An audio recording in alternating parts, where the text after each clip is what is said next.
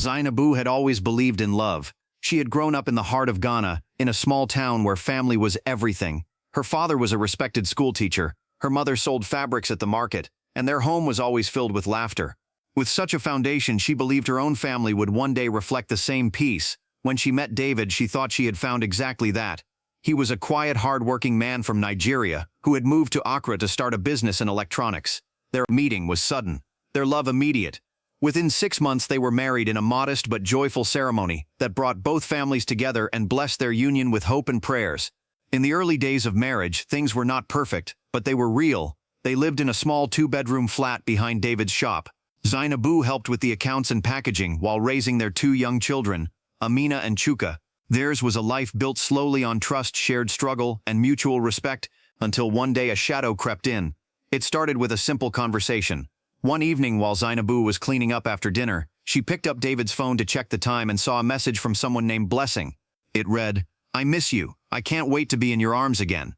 Her heart sank. She didn't confront him right away. Instead, she waited, watched, hoped it was innocent. But the messages kept coming. They became more frequent, more intimate, more undeniable. Her world began to crumble quietly within her. Still, she didn't say anything. She feared the truth and the damage it might cause to her children, to their family, to the life they had built. So she told herself a lie. Maybe it's not what it looks like. Maybe she's just an old friend. Maybe I'm overthinking it. But deep down she knew. She carried the lie like a burden on her back, choosing to smile through tears, to laugh through worry. Eventually the weight of it started to change her. She stopped helping at the shop. She became distant, cold, suspicious. She no longer laughed at David's jokes or asked about his day. He noticed, but when he tried to talk to her, she shut down. Then one day while at the market with her friend Aisha, she finally broke down. In a low, trembling voice, she whispered what she had seen. Aisha held her and said something Zainabu would never forget. "You have 2 options. Speak your truth or live in slow silence. Either way it will cost you." Zainabu went home that night and decided to speak. She waited for the children to fall asleep, sat David down and confronted him. David didn't deny it. He lowered his head in shame and confessed that he had been seeing Blessing for several months. She was a woman he met during a business trip in Lagos. He said it wasn't serious, that he had ended it already, and it meant nothing.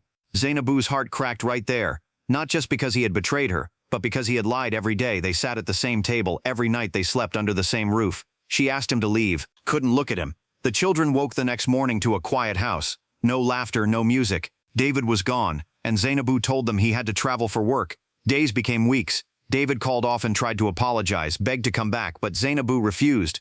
Her silence became her shield, but also her prison. She told her children that Daddy was busy with the shop, too busy to come home.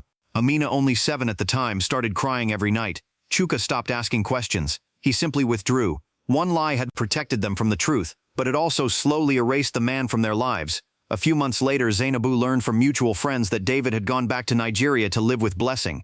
The woman was now pregnant. Her world shattered completely. Aisha urged her to tell the children the truth, but Zainabu said, "They are too young to understand. I can't let them see him this way. I will protect their image of him, even if it means lying again." And so the years passed. Amina and Chuka grew up believing their father was just a busy man.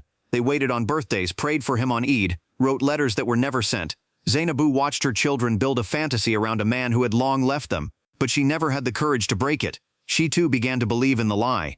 It was easier than the truth. Years later, when Amina was 16 and Chuka 14, David suddenly returned. He showed up at their door unannounced, with a suitcase in one hand and guilt in the other. He said he wanted to fix things, to know his children, to make things right. But it was too late. The children didn't recognize him. Amina looked at him like he was a stranger. Chuka stared blankly. Zainabu didn't know what to say. She had told so many lies to protect them, and now the truth stood in front of them, looking like a broken man. She told the children everything that night. The affair, the betrayal, the lies she told to protect them. The silence that followed was louder than anything she had ever heard. Amina locked herself in her room. Chuka didn't speak for 2 days. The truth that came too late tore them apart in ways she never imagined. The children felt betrayed, not just by their father but by her. They had built a dream on her words, and now that dream was gone forever. David left again, this time for good.